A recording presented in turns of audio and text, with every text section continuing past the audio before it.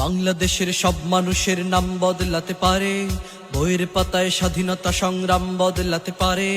বঙ্গোপসাগরের পানি সব যেতে পারে শুকিয়েও, গোটা রাজধানী কেড়ে নিতে পারে বুড়ি গঙ্গার ঢেউ। সুন্দরবন কেটে হতে পারে ইটের ভাটার লাকড়ি, শিল্পপতিরা দেউলিয়া হয়ে খুঁজতে পারেন চাকরি। চোর গুন্ডারা পেয়ে যেতে পারে মন্ত্রীর মর্যাদা, আইনের ফাঁকে কালো টাকা সব হয়ে যেতে পারে সাদা।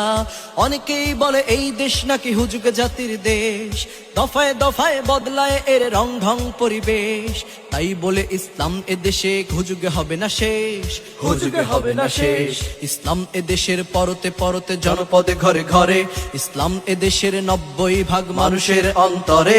ইসলাম নিয়ে কেউ ছিনিমিনি খেলে এমন সাধ্য নেই, আর কিছু থাক না থাক তবুও ইসলাম থাকবেই।